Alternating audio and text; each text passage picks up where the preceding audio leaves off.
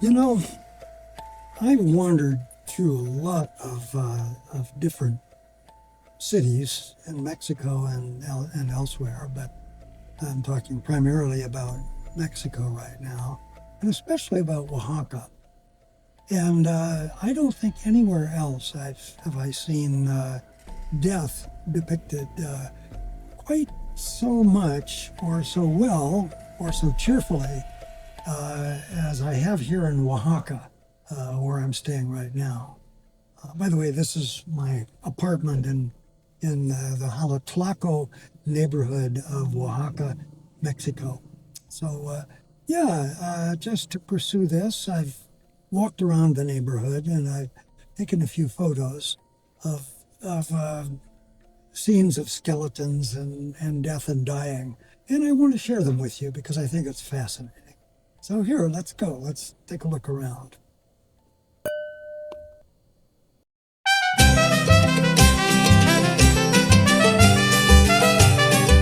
You walk these streets and the walls smile back at you with teeth.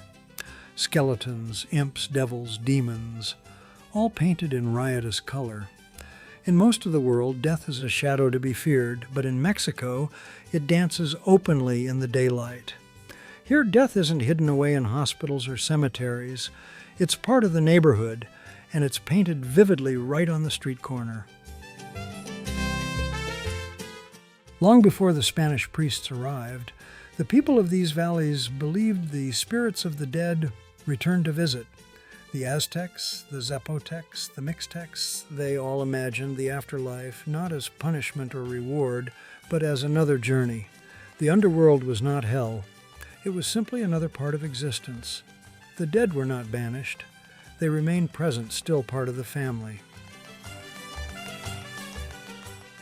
Then came the Spaniards carrying with them their religion of crucifixes and their terrors of hellfire. The Spanish priests preached sin and damnation with angels and demons locked in battle. But the old ideas would not disappear. They simply mixed and they danced together. And out of that collision came something uniquely Mexican, a Catholicism where skeletons grin, devils clown, and even death itself wears flowers.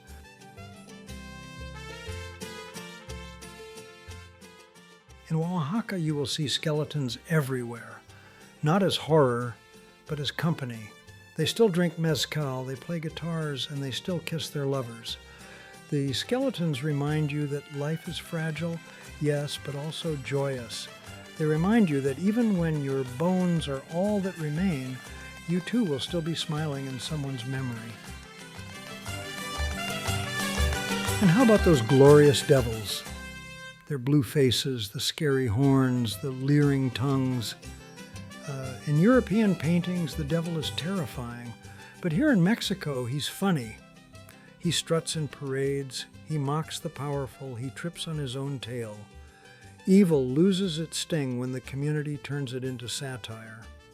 In Mexico, the devil does not frighten you. Far from it, he entertains you.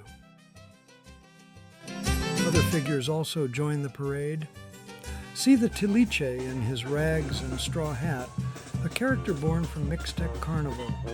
He is the fool who upends the world, reminding you that chaos is part of life. He's not pretty, but he's honest. He says, don't take yourself too seriously. Life is merely scraps sewn together, and yet you can still dance in them.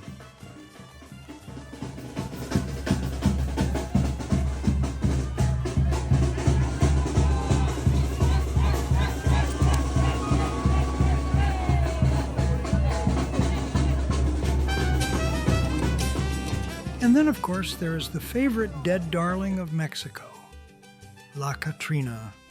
Her elegant, fashionable bones gaze out beneath a wide-brimmed hat. Catrina began as a cartoon satire of the wealthy, a reminder that money cannot buy immortality. But she quickly became a national icon, smiling in every day of the dead parade. She tells you plainly that in the end, rich and poor alike wear the same skull.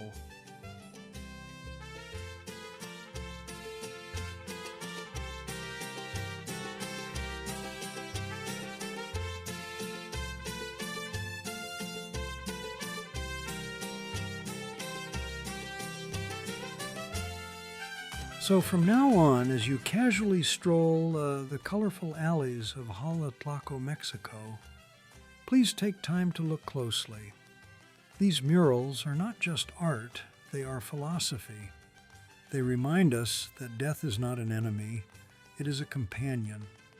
The art on these ancient walls is a reminder for us to laugh, to eat, to dance, and to love while we can.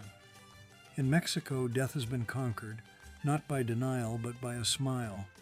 So let's all please learn the lesson of this wonderful art, and let's all remember to keep smiling throughout every day, even though we are aware that death inevitably awaits us somewhere, perhaps even on the wall at the next street corner.